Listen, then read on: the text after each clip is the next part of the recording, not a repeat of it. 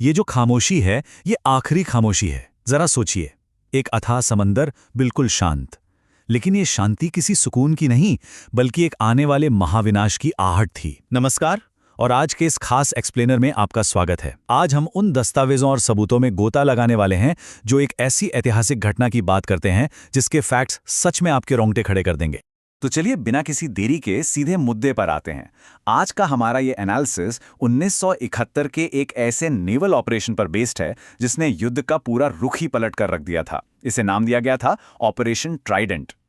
सीधे उन सोर्सेस की तरफ चलते हैं जो बताते हैं कि कैसे एक परफेक्ट स्ट्रैटेजी ने इतिहास रच दिया। अगर हम टाइमलाइन पे नजर डालें तो सोर्सेस के मुताबिक इस पूरे ऑपरेशन की नींव कुछ ही दिनों में तैयार कर ली गई थी। 24 नवंबर से डिप्लॉयमेंट शुरू हो चुका था।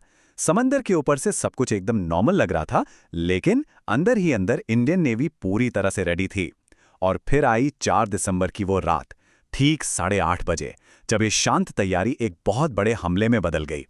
अब इस पूरे सिनेरियो को इमेजिन कीजिए, जिसे सोर्स मटेरियल ने लगभग एक थ्रिलर फिल्म की तरह डिस्क्राइब किया है। कमांडर अर्जुन रडार स्क्रीन के सामने बैठे हैं और माहौल में भयंकर टेंशन है। तभी रडार पर दुश्मन के जहाज का ब्लिप उभरता है। ये पाकिस्तानी जंगी जहाज PNS खैबर था, जो उस वक्त सिर्फ 14 मील दूर था। कहानी यहां एक गजब का सस्पेंस क्रिएट करती है।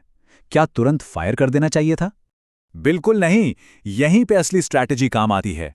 सोर्सेज में एक बहुत ही इंपैक्टफुल लाइन है, रुको, पास आने दो, अंधेरे में उनकी सांस भी सुननी है। ये सिंगल लाइन ये दिखाने के लिए काफी है कि इंडियन नेवी का अप्रोच कितना कैलकुलेटेड और स्टील्थी था।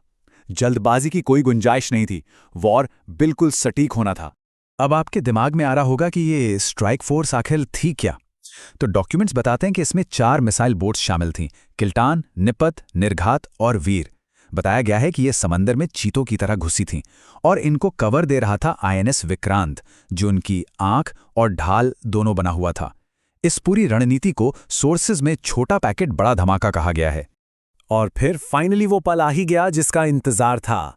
4 दिसंबर 1971 रात के ठीक 8:30 बजे, हरे रंग के मिसाइल लॉन्च पैनल की रोशनी और कमांडर V सिंह। ये वो एग्जैक्ट मोमेंट था जब ऑपरेशन ट्राइडेंट ऑफिशियली लाइव हो गया।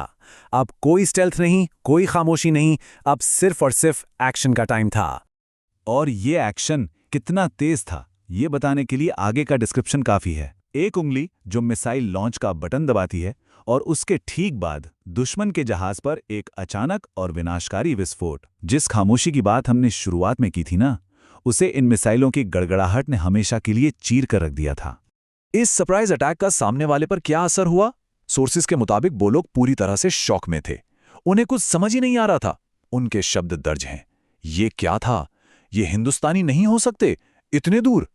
उन्हें लिटरली कोई आइडिया नहीं था कि इंडियन नेवी इतनी गहराई तक आकर इतना डेडली प्रहार कर सकती है। यह सरप्राइज एलिमेंट ही इस ऑपरेशन का सबसे बड़ा गेम चेंजर था। अब अगर हम डिस्ट्रैक्शंस के स्केल और उसकी ह्यूमन कॉस्ट की बात करें तो आंकड़े काफी चौंकाने वाले हैं। रिकॉर्ड्स एकदम साफ बताते हैं कि PNS खैबर को समंदर में डूबने में महज 2 मिनट लगे। जी हां, सिर्फ 2 मिनट। और 240 नाविक समंदर की गहराइयों में समा गए। ये वॉर की वो कड़वी सच्चाई है जिसे सोर्सेज बहुत ही न्यूट्रल और स्पष्ट तरीके से हमारे सामने रखते हैं। खैर, ऑपरेशन यहीं नहीं रुका। इसके बाद रडार पर अगला टारगेट था PNS शाहजहां। कमांडर देव ने इस टारगेट को लॉक किया। सोर्स मटेरियल डिस्क्राइब करता है कि कैसे मिसाइल के हिट करने के बाद शाहजहां जलकर खाक हो गया और आज भी अरब सागर के नीचे एक गहरे राज की तरह दफन है। सोर्सेज में इस मोमेंट की जो इमोशनल इंटेंसिटी डिस्क्राइब की गई है वो रोंगटे खड़े कर देती है। जरा सोचिए, कोई पोर्थोल से बाहर देख रहा हो और सामने से मौत मिसाइल के रूप में तेजी से आ रही हो। जब आपको पता चल जाए कि आपका टारगेट लॉक हो चुका है और बचने का अब कोई भी रास्ता नहीं बचा है, वो लाचारी सच में बहुत भयानक होती है। इस पूरे ऑपरेशन का जो सबसे ड्रामेटिक या कहें इमोशनल मोमेंट था वो PNS ढाका पर हुआ अटैक था। इंटरेस्टिंग बात यह है कि ढाका का रडार उस वक्त पूरी तरह से डेड था। उन्हें खबर तक नहीं थी कि इंडियन नेवी वहां मौजूद है, लेकिन कमांड बिल्कुल क्लियर थी, तो उन्हें पता चलने दो, फायर। और इसी के साथ ढाका का भी खेल खत्म हो गया। 45 ये कोई मामूली नंबर नहीं है।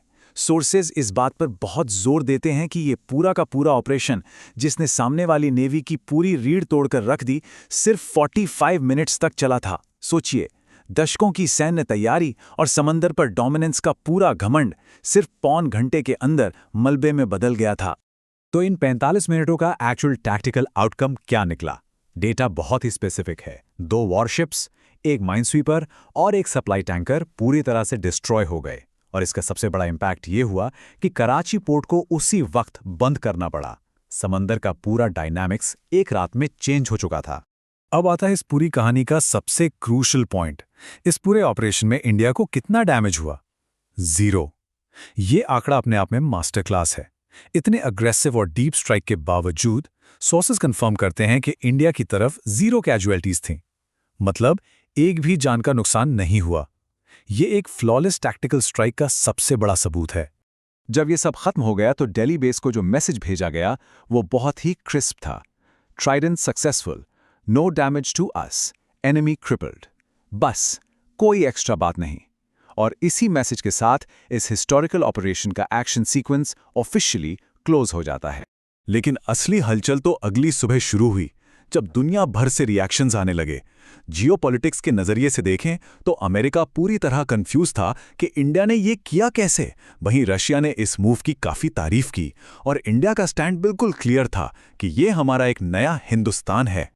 डैमेज का एक्चुअल स्ट्रेटेजिक स्किल समझना बहुत ज़रूरी है। अगर हम इस डेटा को देखें तो सोर्सेज बताते हैं कि सिर्फ एक रात के अंदर पाकिस्तानी नेवल फ्लीट का 25% हिस्सा पूरी तरह से वाइप आउट हो चुका था। किसी भी देश की नेवी का 1/4 हिस्सा 1 घंटे से भी कम समय में खत्म हो जाना मिलिट्री हिस्ट्री में ये लिटरली अनहर्ड ऑफ है। तो आखिर में ये सब क्यों मायने रखता है? सोर्सेज इसे एक बहुत ही पावरफुल पेट्रियोटिक मेटाफर के साथ कंक्लूड करते हैं। ये सिर्फ एक मिलिट्री विन नहीं थी, बल्कि एक स्ट्रॉन्ग डेटरेंस था, जिसने ये इंश्योर किया कि आने वाली जनरेशन्स आज़ाद हवा में सांस ले सकें। ये सिर्फ पावर दिखाने के बारे में नहीं था, बल्कि फ्यूचर को सिक्योर करने के बारे में था। और इसी के साथ ओरिजिनल टेक्स्ट इस पूरी घटना को एक बहुत ही सॉलेम ट्रिब्यूट के साथ खत्म करता है। ऑपरेशन ट्राइडेंट 4 दिसंबर 1971। To the brave hearts the sea remembers. वाकई समंदर कुछ नहीं भूलता।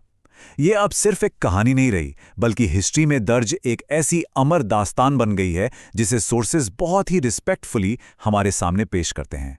तो इस एक्सप्लेनर को हम एक बड़े सवाल के साथ खत्म करते हैं। ऑपरेशन ट्राइडेंट का ये एकदम परफेक्ट एग्जीक्यूशन आज की दुनिया को एक मॉडर्न नेवल फोर्स की कैपेबिलिटीज के बारे में क्या सिखाता है?